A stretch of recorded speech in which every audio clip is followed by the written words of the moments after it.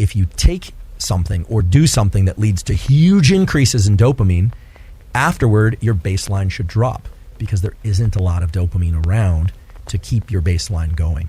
We really all have a sort of dopamine set point. And if we continue to indulge in the same behaviors or even different behaviors that increase our dopamine in these big peaks over and over and over again, we won't experience the same level of joy from those behaviors or from anything at all. Now that has a name, it's called addiction, but even for people who aren't addicted, even for people who don't have an attachment to any specific substance or behavior, this drop in below baseline after any peak in dopamine is substantial, and it governs whether or not we are going to feel motivated to continue to pursue other things. Fortunately, there's a way to work with this such that we can constantly stay motivated, but also keep that baseline of dopamine at an appropriate, healthy level. There's some pleasure, but then there's a little bit of pain that exceeds the amount of pleasure, and it's subtle, and we experience it as wanting more of that thing. Okay, so there's a pleasure-pain balance, and I'm telling you that the pleasure and the pain are governed by dopamine to some extent. Well, how could that be, right? I said before, when you engage in an activity or when you ingest something that increases dopamine, the dopamine levels go up, to a substantial degree with all the things I listed off. Where's the pain coming from? Well, the pain is coming from the lack of dopamine that follows, and you now know what that lack of dopamine reflects. How do you know?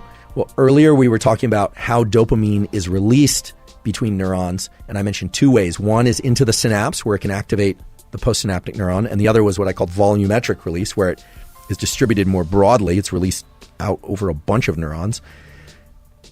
In both cases, it's released from these things we call synaptic vesicles, literally little bubbles, tiny, tiny little bubbles that contain dopamine. They get vomited out into the area or into the synapse. Well, those vesicles get depleted. For the synaptic physiologists out there, we call this the readily releasable pool of dopamine. We can only deploy dopamine that is ready to be deployed, that's packaged in those little vesicles and ready to go. It's like when you order a product and they say out of stock until 2 months from now. Well, it's not ready to be released. Same thing with dopamine. There's a pool of dopamine that's synthesized, and you can only release the dopamine that's been synthesized. It's the readily releasable pool.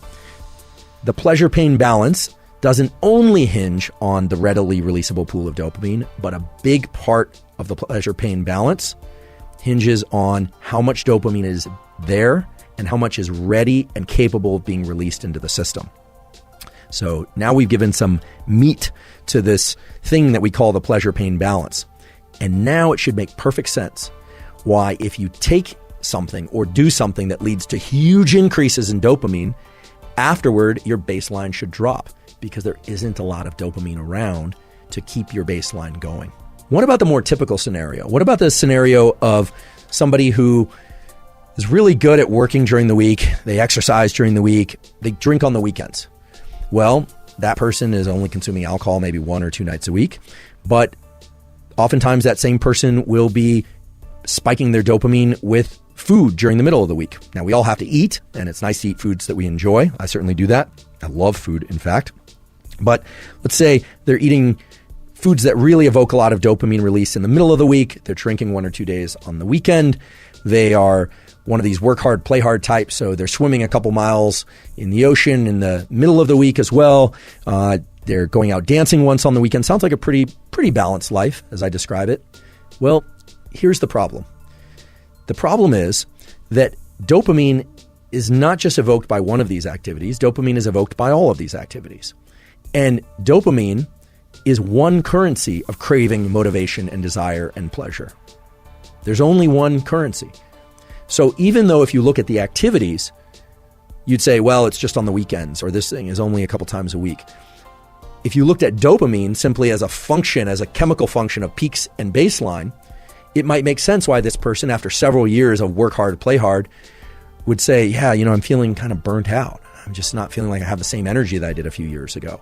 And of course, there are age-related reasons why people can experience drops in energy, but oftentimes what's happening is not some sort of depletion in cellular metabolism that's related to aging. What's happening is they're spiking their dopamine through so many different activities throughout the week that their baseline is progressively dropping. And in this case, it can be very subtle.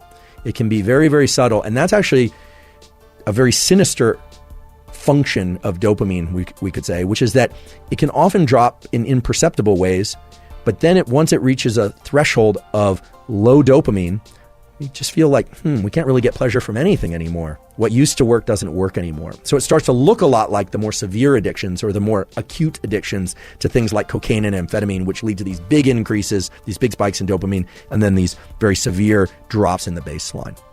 Now, of course, we all should engage in activities that we enjoy. I certainly do. Everybody should. A huge part of life is pursuing activities and things that we enjoy. The key thing is to understand this relationship between the peaks and the baseline and to understand how they influence one another. Because once you do that, you can start to make really good choices in the short run and in the long run to maintain your level of dopamine baseline, maybe even raise that level of dopamine baseline and still get those peaks and still achieve those feelings of elevated motivation, elevated desire, and craving. Because again, those peaks and having a sufficiently healthy, high level of dopamine baseline are what drove the evolution of our species, and they're really what drive the evolution of anyone's life progression too. So they're a good thing. Dopamine is a good thing.